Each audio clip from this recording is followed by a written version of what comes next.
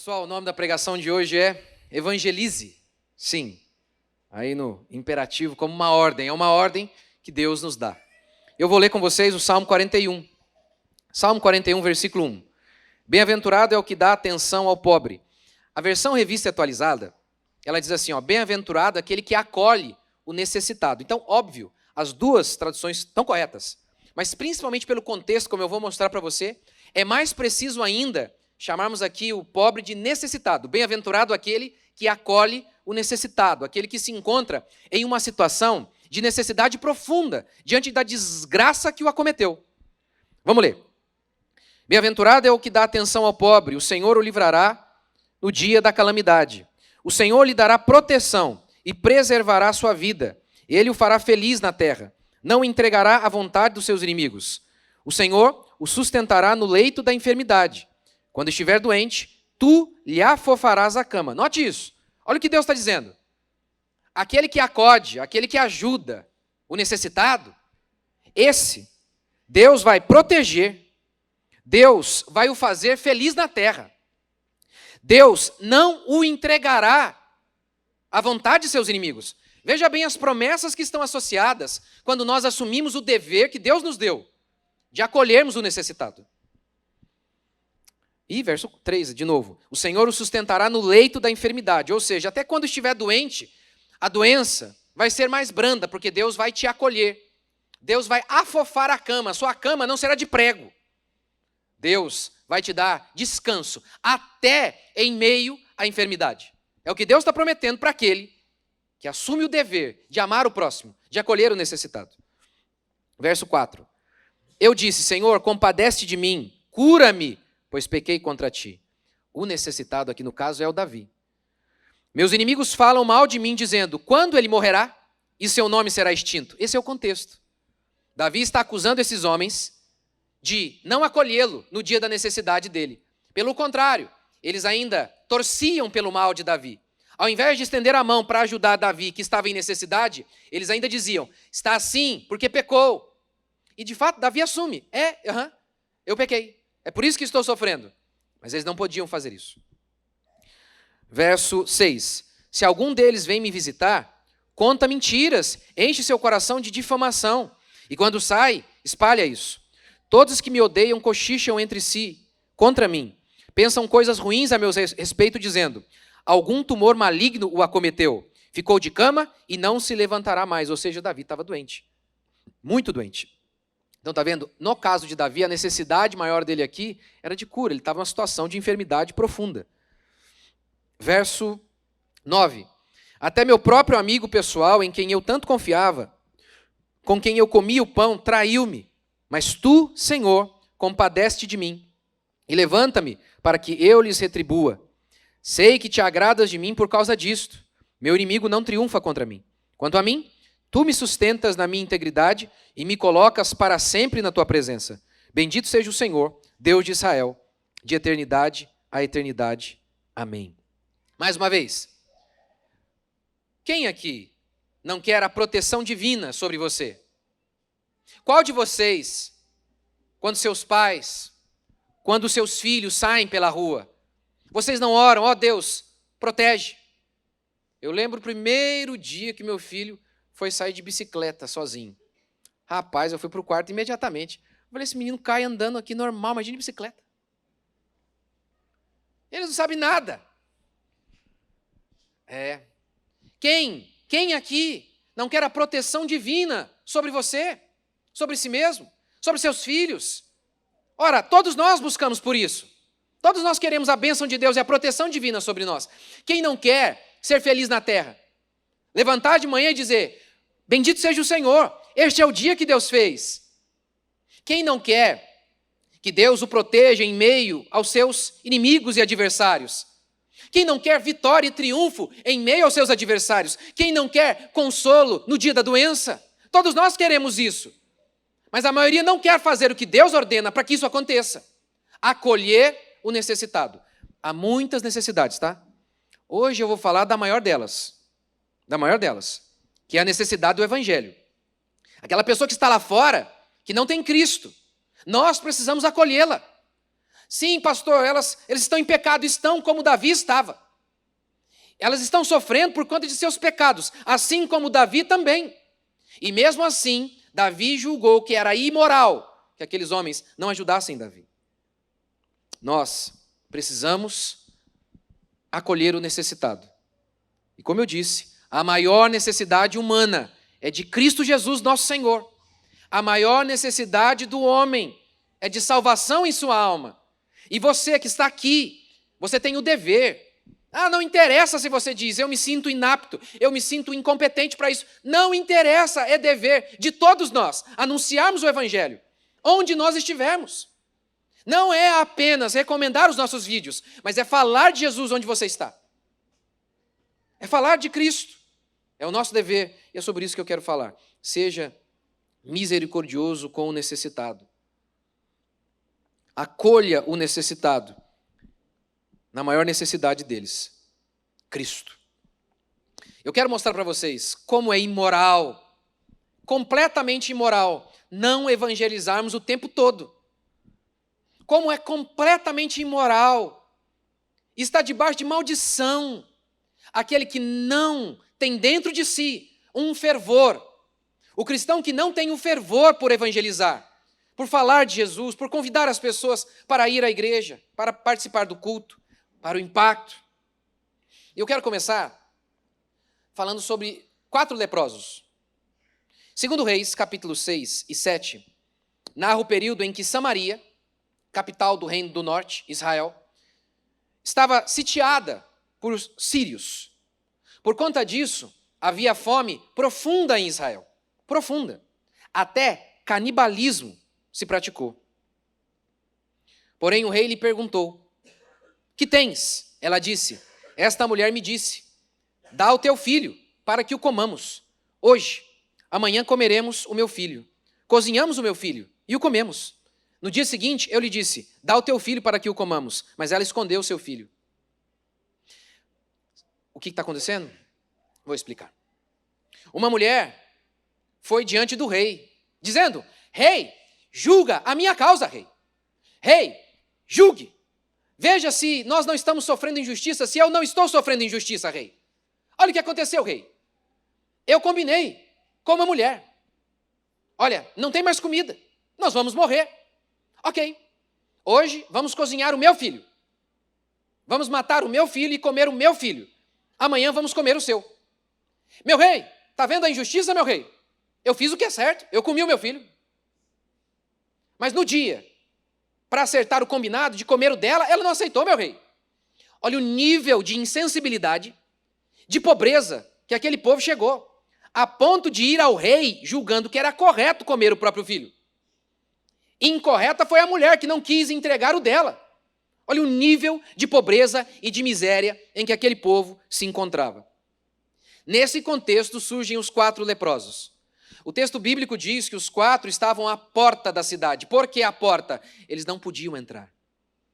Havia várias leis cerimoniais proibindo aqueles homens com estado de lepra, com a doença chamada lepra, de estarem no meio do povo, por ser uma doença contagiosa.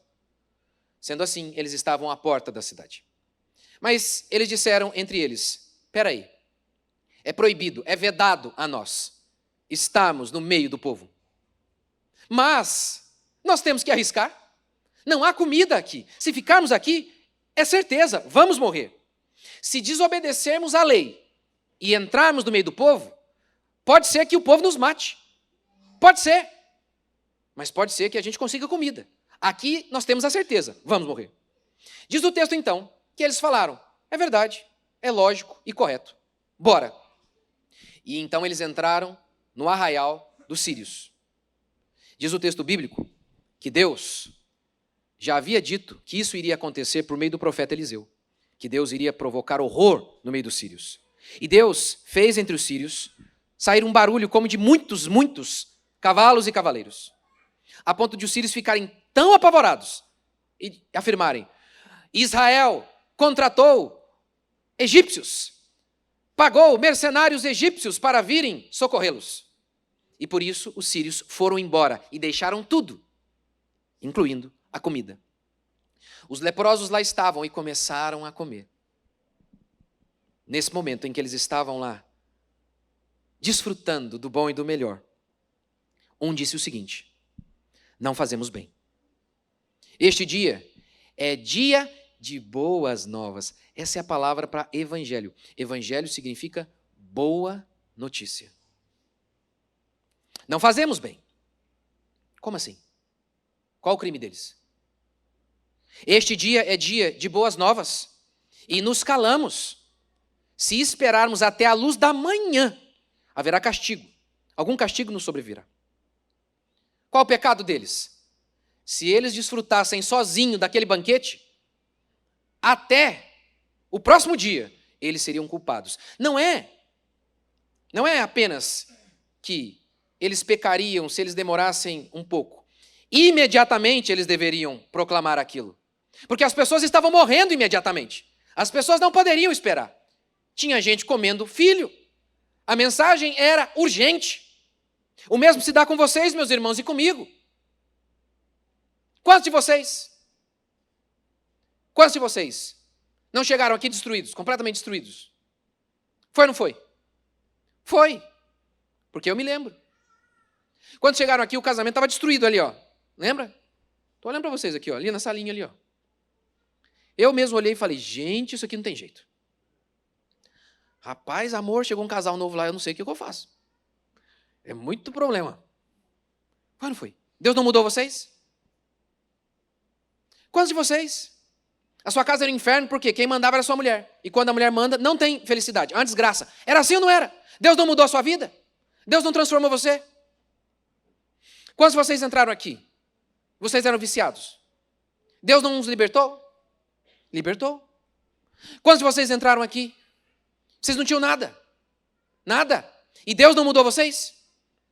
Vocês não vieram todos sujos do pecado, assim como eu também? Deus não libertou vocês, não transformou vocês? Nem empresa vocês tinham. Tinham nada. E veja quanto Deus abençoou vocês. Veja quanto Deus tem abençoado vocês. Veja se é justo e correto ficarmos apenas com essas bênçãos para nós. E obviamente a maior de todas, o fato de que vocês estavam ímpios, eram ímpios e perdidos como eu. E Deus nos salvou. Veja se é lícito esperarmos até amanhã para pregarmos o evangelho. Veja se é lícito esperarmos até amanhã para anunciarmos tamanha boa notícia, que Cristo Jesus, Ele veio salvar o pecador. Ele veio salvar aquele que não merecia ser salvado. É salvo. Ele veio salvar aquele que não merecia encontrar a redenção em Cristo Jesus. Ele veio salvar você e eu. Seria muita impiedade comer enquanto tinha gente morrendo lá fora. É muita impiedade nos alimentarmos aqui da palavra de Deus, enquanto os ímpios, por mais ricos que eles sejam, ó Deus, como eles são infelizes. Porque Isaías declara, para os perversos, diz o meu Deus, não há paz. Não há paz. Pode existir dinheiro, fama, riqueza, sucesso. Paz não, não tem. Olha, depois do canal no YouTube, eu tive contato já com muita gente, bastante gente famosa, conhecida, rica. E sempre ao conversar ali nos bastidores, às vezes com gente muito rica, que tem tudo aquilo que todo mundo quer, a percepção era sempre a mesma. Oh Deus, coitado desse homem. A única coisa que ele tem é 100 mil reais por dia. A única coisa que ele tem é uma mansão, Senhor. Oh Deus, tem misericórdia dele, Senhor. Salve. Salve. É assim que eles estão lá fora. Por mais ricos que eles sejam, por mais bem-sucedidos que eles sejam, eles são famintos. Estão comendo e devorando uns aos outros. Estão no estado pior do que Israel estava. Porque a alma deles está sempre na miséria. Por isso temos o dever de pregar o evangelho. Ora, a Escritura declara que Deus foi misericordioso para conosco, que Deus nos salvou. Por isso, Ezequiel diz assim, se eu disser ao ímpio, certamente morrerás, e tu não falares para advertir o ímpio do seu caminho, esse ímpio morrerá na sua iniquidade, mas o seu sangue o demandarei de tua mão. E eu nem sei o que significa isso. O que significa isso? Que o teu sangue, o sangue dele, eu vou requerer de ti. Seria, por exemplo, ele morreu, mas agora é vida por vida. A culpa é sua. Isso significaria dizer que esses que não pregam, que não anunciam o evangelho, que está lá, aquele seu vizinho, que ninguém, talvez, poderá chegar até ele para falar de Jesus. Eu não vou. Mas você pode. Aquele seu colega de trabalho. Deus está dizendo o quê, então? Olha, esses que veem o ímpio, e ao invés de falar, permitem que o ímpio vá para o inferno, eu vou cobrar o sangue deles. Pode ser uma interpretação assim? Você também vai para o inferno junto com ele, porque sangue por sangue, vida por vida. Eu é que não quero arriscar. Eu é que quero falar de Jesus onde eu estiver. Para o meu barbeiro, no avião, onde eu estiver. Falar de Jesus Cristo, que Ele é o único Salvador, Ele é o único Senhor soberano sobre tudo e sobre todos. E que nós somos chamados, todos nós sem exceção, para essa grande obra de pregar o Evangelho. E não apenas de pregar o Evangelho. Ide por todo mundo e fazei discípulos, ensinando-os a guardar os meus mandamentos. Você não lembra lá, Paulo, lá em Corinto? Paulo diz, olha, um traz o salmo, um traz a palavra, outro faz isso, outro faz aquilo. Olha como a igreja é o corpo de Cristo. E Paulo fala do corpo, todos os membros funcionando. O Antigo Testamento tinha os sacerdotes. Era uma tribo exclusiva. Mas no Novo Testamento não existe sacerdote. Você vai em muitas igrejas, eles chamam isso aqui como é que eles chamam? Altar. O altar. E o pastor é o sacerdote. Não sou sacerdote. Não sou. Não sou. Porque no Novo Testamento, Pedro diz, Deus nos fez reino e sacerdotes. No Antigo Testamento, havia os sacerdotes que eram o meio, os intermediários entre os homens, o povo e Deus. Não há mais isso no Novo Testamento. O pastor é uma autoridade, é aquele que ensina a palavra. Mas ele não é sacerdote. Isso não existe. Isso não é verdade. O que implica dizer o seguinte, que todo o povo é sacerdote, todo o povo deve estar incumbido dos trabalhos do templo. Todo o povo de Deus deve estar engajado, envolvido na obra do Senhor, a sua igreja. Segundo, acolhendo, mesmo correndo risco. Não ficou muito bom isso aqui, não. Davi, ele está dizendo, olha, vocês devem acolher o necessitado. Vocês devem acudir e ajudar o necessitado. Davi ajudou. Davi está exigindo o que ele fez. Um dia, Davi estava fugindo de Saul. Ou seja, ele estava em uma situação muito ruim. Muito ruim. Saul, diz a Bíblia, não dava descanso para Davi nenhum dia. Nesse momento, Davi ouve a seguinte notícia. Ei, o pessoal de Keila está sendo atacado pelos filisteus. E lembra que Deus havia dito para Saul, Saul, eu vou usar você para libertar Israel dos filisteus. Mas Saul foi rejeitado por Deus.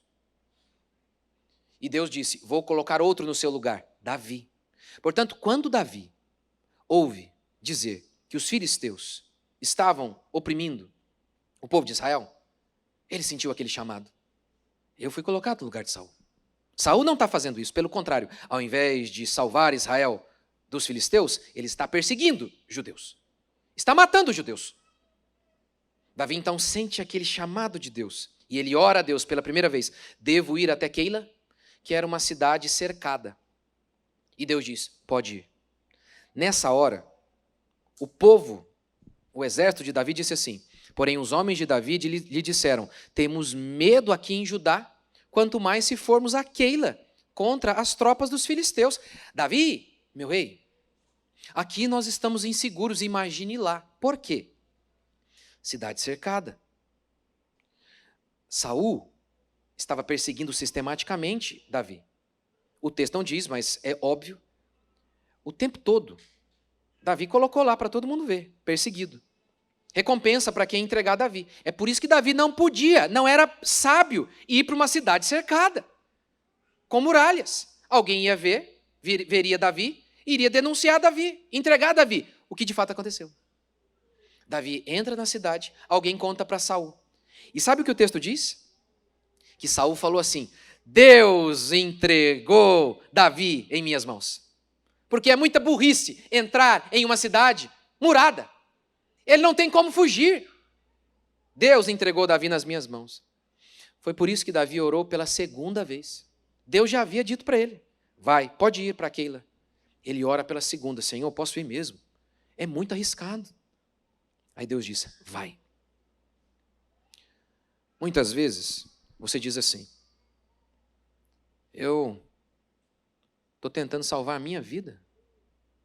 Agora o pastor está falando da gente tentar salvar a vida dos outros. Lembra quando a Bíblia diz que Deus mudou a sorte de Jó? Jó estava numa situação de miséria, desgraça profunda. Deus mudou a circunstância de Jó enquanto ele orava pelos outros. Olha que coisa. Saul estava perseguindo Davi. Davi estava lutando pela própria vida, em risco profundo. E ainda assim Deus falou: não, vai salvar os outros. Mas e eu, Senhor? Eu estou com tanto problema, tanta coisa na minha vida, ainda vou ter que ajudar os outros. E se? Você não parou para pensar? E se? Os seus problemas têm justamente a ver com o fato de que você não está pensando em ajudar o próximo, em pregar o evangelho, em se envolver na obra. E se for o contrário? Não, não posso ajudar agora porque tem muito problema. Se for o contrário, você está tendo muito problema, é porque não quer ajudar. É porque não quer se envolver. É sempre assim. Sempre assim. Acho que eu contei aqui recentemente. Eu estava no Impacto, um evento nosso. Nem era na nossa igreja aqui, em outra igreja, mas era um Impacto. São 3 dias, de sexta a domingo, de evangelização, pregação do evangelho. E o rapazinho, que estava lá ajudando, cooperando, ele estava tentando entrar na Faculdade Federal de Medicina. E aí eu falei: nossa, e você está aqui? E ele estava servindo lá, ajudando. Eu falei: você está aqui agora? E a sua prova, se eu não me engano, era semana que vem, era naquele mês. Ele falou: eu estou aqui. Eu não estou sendo relapso, eu me dedico bastante. Mas eu creio que isso aqui é reino de Deus. O meu trabalho é reino de Deus também, mas isso aqui é reino de Deus. E Deus prometeu: aquele que buscar o meu reino, eu vou supri-lo. Com as suas necessidades, eu vou guardá-lo. Eu creio em Deus. E conversando com ele depois, ele passou. Em Lucas 14, nós vemos a parábola das bodas. Jesus comissiona as pessoas: venham para a festa de casamento do meu filho, que é só uma parábola para retratar o convite da salvação. É a festa da salvação. Mas diz o texto que as pessoas rejeitaram o convite. Um disse: não posso, eu acabei de comprar boi. Outro disse: não posso, acabei de comprar um campo. Outro disse: não posso, acabei de casar. Está vendo? O texto não diz: não posso, eu quero adulterar. Eles não disseram: não posso, eu quero roubar. Não! Parece que a rejeição era lícita. Tinha gente até que colocou a esposa no meio. Eu casei. O Senhor me abençoa, poxa. Eu arranjei agora uma junta de bois aqui. Preciso tratar dela. Diz o texto que Deus ficou irado com essas pessoas. No fundo, até coisas boas, ilícitas, como casamento, um campo e bois, podem te separar da festa da salvação. E outra coisa, era tudo desculpa. Sabe por quê? Casei, não posso ir. Hã? Mas que fogo é esse? Não pode parar um pouco? É uma máquina esse homem. Não pode parar um pouco e à noite na festa voltar para casa? É desculpa, gente. É desculpa. É desculpa. Eu não estou aplicando esse texto na sua vida dizendo que as suas demandas não sejam legítimas. Mas a gente sempre tem tempo para aquilo que é mais importante. Para aquilo que a gente acredita que é mais importante.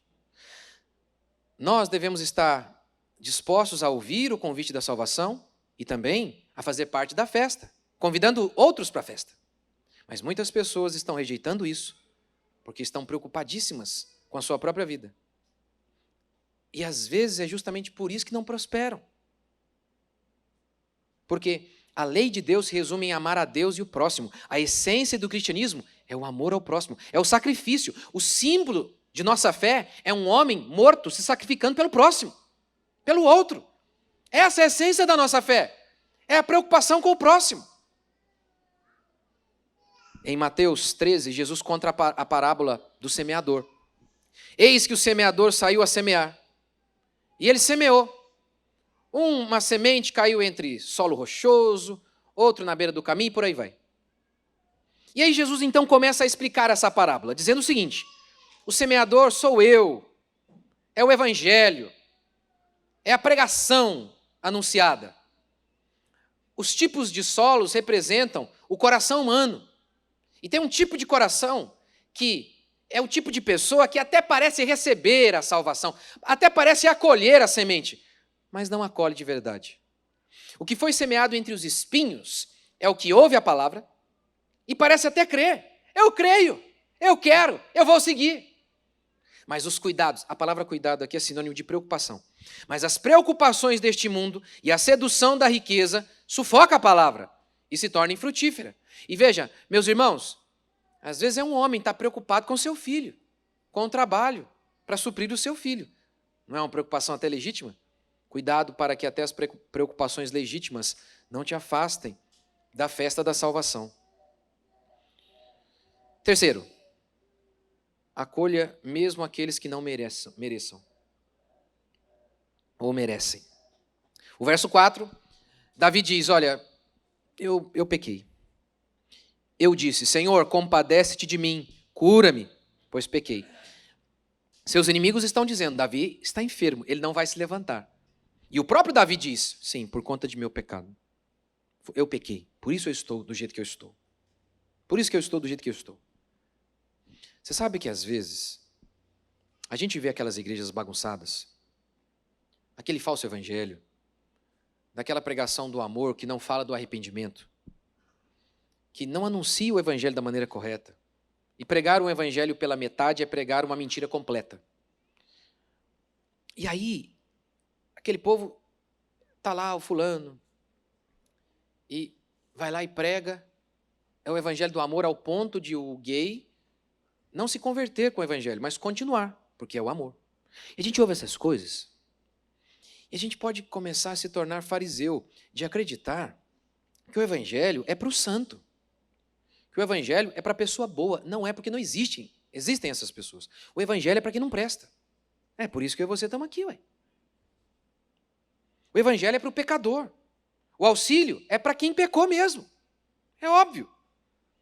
Mas às vezes nós nos esquecemos disso. Jonas é um bom exemplo. O texto bíblico diz que Deus ordenou que Jonas fosse pregar em Nínive, capital da Síria. Mas ele não quis. Ele não quis.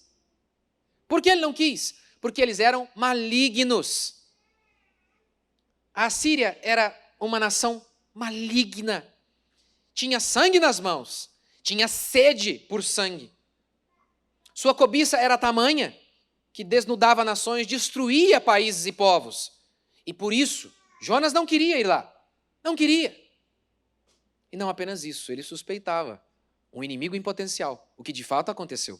Posteriormente, a Assíria foi até Israel, sitiou Israel, destruiu Israel. Portanto, Jonas não queria pregar. Eu sabia que és Deus compassivo e misericordioso e que te arrependes do mal. Foi por isso que eu não quis ir. Como assim? Jonas ouve o chamado de Deus e rejeita. Jonas, então, ele é obrigado e acaba indo para Nínive e prega, vocês vão morrer. Se vocês não se arrependerem, vocês vão morrer. Deus já decretou a morte de vocês por conta de seus pecados.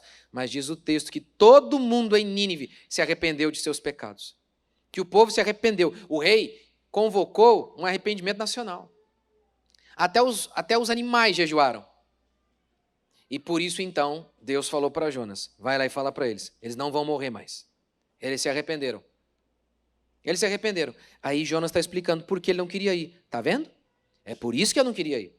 Porque eu estava com medo de pregar e as pessoas se converterem. É uma coisa doida, não? Um pregador que prega querendo que a pregação dele não tenha resultado. É um jogador que joga não querendo fazer gol. E não tinha bet na época. Não tinha.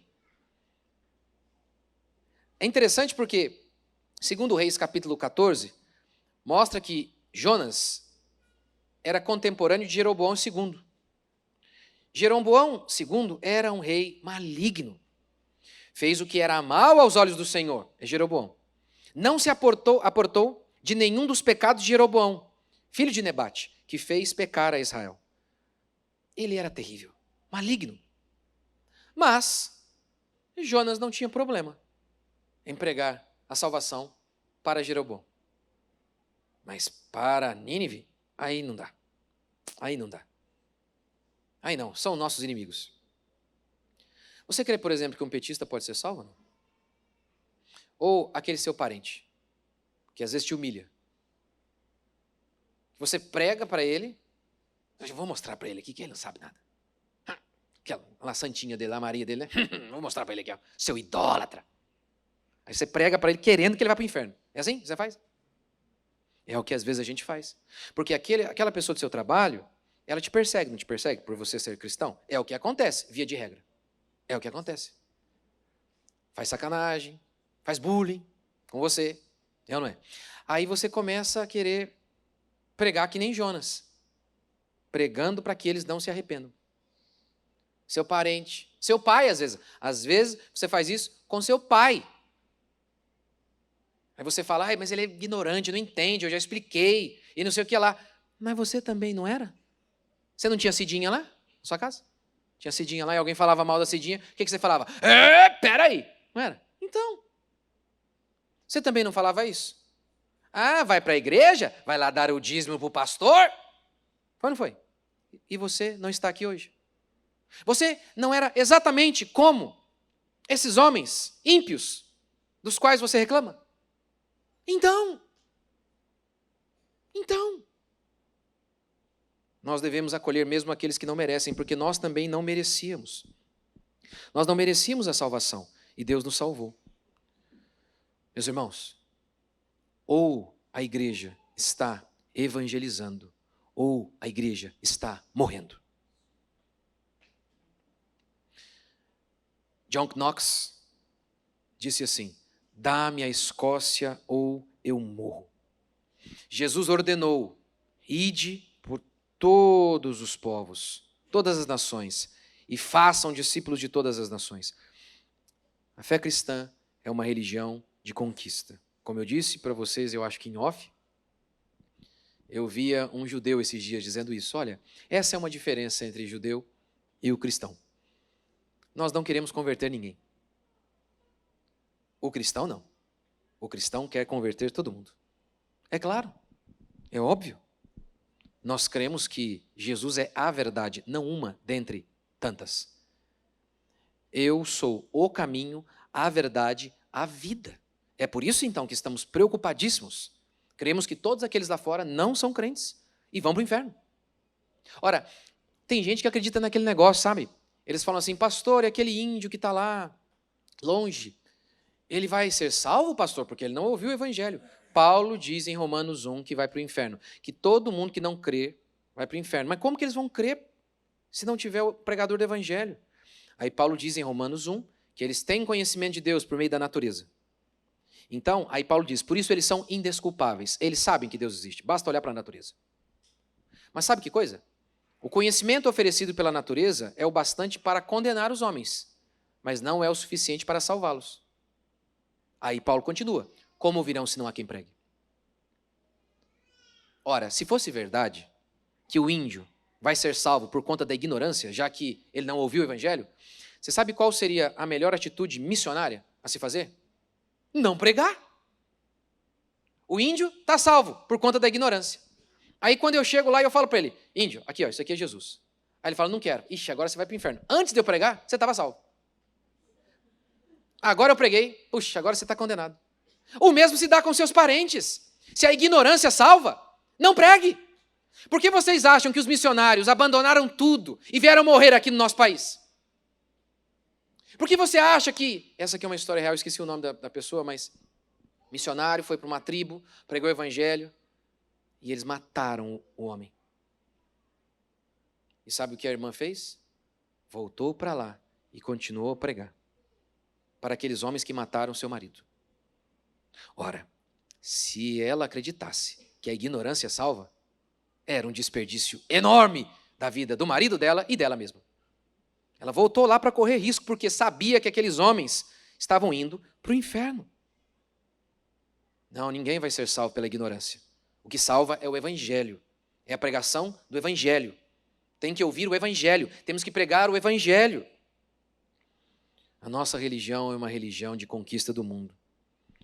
Isso confere propósito à nossa existência. Propósito. Propósito. Lembra da história do muro? 3 pessoas levantando um muro. Perguntaram à primeira: o que você está construindo? Um muro. Ao segundo, uma casa. Ao terceiro, o mesmo muro. Não, mais do que uma casa. Isso é um palácio. Reis vão determinar o futuro de países aqui. Ah, fica maior. Fica maior. Pode reparar. Quando você, por exemplo, vai fazer algo pequeno, uma coisinha lá na sua casa, você não se dedica tanto. Mas algo maior, aquilo confere propósito, ânimo. Ora, não tem nada maior do que a pregação do evangelho. Deus colocou em cada um de nós um desejo por conquista. Lá em Gênesis, Deus ordenou ao homem: subjugue a terra, conquiste a terra. Eu sei, o pecado distorce isso no nosso coração. E coloca em nós esse desejo, que era o desejo por conquista. Ele distorce. Por conquistas espirituais, o pecado distorce. E nos leva a querer conquistar coisas para impressionar os homens. A cobiça deste mundo, diz João. A soberba desta vida. E tudo isso é tolice, é vaidade, é estupidez. Mas a conquista bíblica, que é a conquista do reino de Deus, a propagação do evangelho, isso nos enche de ânimo. É isso que nos dá ânimo para levantar de manhã. Porque a nossa vida é grandiosa. Ela é gigantesca. Porque nós fomos comissionados para a maior missão de todas, de pregar o evangelho, de anunciar a salvação. Então, isso que a gente faz aqui na igreja é a coisa mais importante que existe, porque tudo vai ficar. Mas as pessoas que você falou de Jesus para elas, elas vão ficar por toda a eternidade. Vou encerrar assim. Vocês sabem, mas eu vou encerrar assim. Quando eu era garoto, eu tinha uns 17 anos. Foi quando eu comecei a ir para a igreja. E eu só fui para a igreja por conta de várias pessoas. Foi Deus quem fez, mas usando cada uma dessas pessoas. Primeiro os meus pais. Por exemplo, quando você chama alguém, a pessoa vem aqui, seu marido veio aqui, e você falou, só reclamou, saiu reclamando da pregação. Não pense que foi perdido. Porque eu fazia isso também, eu reclamava também, e eu ficava prestando atenção. Falei, mas... Desde os 12, meu pai me obrigava a ir para a igreja, porque não tinha essa opção. Um dia meu irmão falou assim, pai, acho que hoje eu não vou. Decidi que eu não vou mais na igreja. Meu pai falou, pode arrumar a roupa, você está indo agora. É engraçado porque os pais me perguntam se devem obrigar os filhos para ir para a igreja. Os pais obrigam os filhos a ir à escola. Os pais obrigam os filhos a ir ao médico. Mas não pode obrigar para ir para a igreja. Vai te catar, né? Pode obrigar, sim. Essa foi a primeira maneira. Na marra. Ele queria saber. Ele tacava as coisas para eu ouvir, pregação, música evangélica. Né? E aquilo, eu não falava para ele. Eu não falava. Mas aquilo me tocava. Como, por exemplo, quando a gente vinha de Ubatuba para Taubaté para eu jogar futebol em Taubaté. Lembra, né? Colocava a musiquinha lá. Cristo levou sobre si as nossas dores. Música ruim eu não gostava. Quer dizer, a letra eu acho linda até hoje. Mas não gostava muito do estilo, não. Ai, Jesus, vai que o autor me ouve aqui hoje não devia ter falado. Hoje chega em todo lugar, nem chega mesmo. Eu gosto do Cláudio Claro. Eu gosto muito da sua música. Mas na época eu não gostava muito. Eu gostava da letra. E assim, era um estilo de música que não me agradava. Aí meu pai colocava ela. Dan, dan, dan, Cristo levou sobre si. Mas aquilo parecia que explodia no meu peito. Porque é a mensagem do Evangelho. Essa música é a mensagem do Evangelho. Olha, então os meus pais ali contribuindo para a minha salvação. Isso eu tinha 12 anos. Só com 17 eu fui converter. Mas durante todo esse período eu estava lá, obrigado, na igreja. E aí, depois, meu pai me obrigou de novo, fui para o culto. Mas aí depois, tinha lá um PG, eu acho que de jovens, alguma coisa assim. E aí eu fui na igreja, gostei. Acho que foi num sábado. Nossa, eu falei, poxa, é isso aqui, é isso que eu preciso. É Deus na minha vida. Nunca mais vou sair daqui. Na segunda eu falei, não volto mais. Olha como é que é, a gente é terrível. No sábado eu estava lá, meu Deus. Na segunda eu falei, não volto mais aqui. Não vou mais lá não. Por quê? Eu não quero, sei lá. Aí no sábado eu nem lembro o rosto da pessoa. Mas aí a pessoa foi lá na minha casa sábado. Falou, Rodrigo, você falou que ia, de novo. Só por vergonha eu falei, tá bom. E eu fui. E estou aqui até hoje, né? E olha como é que é a vida da gente. Tinha um ótimo pai, minha mãe, uma bênção. Meu irmão, mais ou menos. De noite ele vem, ele me mata. Minha família era uma bênção. A gente tinha bastante dinheiro. Bastante dinheiro. Eu comia badejo, picanha, todo dia. Sem exagero. Mas é impressionante. Como é que pode? Eu era tão novo e já tinha medo da morte. E tinha um vazio lá dentro. Tinha um vazio. Que só foi preenchido no dia que eu entrei naquela igreja, naquele culto. Eu ouvi o Evangelho. Deus salvou minha vida. Deus mudou a minha história. É isso que as pessoas precisam. E é desse milagre. Milagre quando nós nos reunimos como povo de Deus e a palavra de Deus é pregada. Aí você pensa que só haverá milagre se um anjo... Não. Meu pai poderia achar que não estava acontecendo milagre. Mas aquela musiquinha tocando, estava tocando o meu coração. Tudo aquilo que era falado, e eu dizia, eu não quero ouvir isso aí. Eu estava ouvindo. Então você tem que, em primeiro lugar, saber que é dever pregar o Evangelho. Você quer que Deus proteja a sua casa? Você quer que Deus afofe a sua cama no dia da enfermidade? Você quer que Deus lhe dê vitória sobre seus inimigos? Bem-aventurado aquele que acolhe o necessitado. Esse receberá essas bênçãos do Senhor. Portanto, fale de Jesus. Fale de Jesus. Eu sei pouco, não interessa. Fala o que você sabe. Você ouviu uma pregação no domingo, não precisa falar que fui eu, que você ouviu aqui. Igual esses dias o irmão estava contando, estava falando não sei na onde, ele começou a falar, e alguém falou, nossa, você está muito esperto. E ele nem falou nada onde ele aprendeu. Ele falou, não, eu estou esperto mesmo. É isso, não estão preocupados com o nosso nome. Fale, porque eu também sou assim. Eu ouvi de outros homens e estou reproduzindo para vocês aqui. Fale de Jesus onde você estiver. Paulo ordena, a tempo e a fora de tempo, pregue. Não sei se é o momento, pregue, diz Paulo. Sempre é momento. Segundo, convide as pessoas para vir ao culto. Assiste esse vídeo aqui. Terceiro, esteja envolvido nesse nosso projeto do Impacto, o evento, sexta a domingo. Vamos precisar de gente pregando lá, gente servindo, muita gente para ajudar, para cozinhar, para orar, enfim, e para convidar as pessoas. Tudo vai ficar. Mas pessoas que ouviram o Evangelho são almas que estarão salvas por toda a eternidade. Não há nada maior do que isso. Vamos ficar de pé?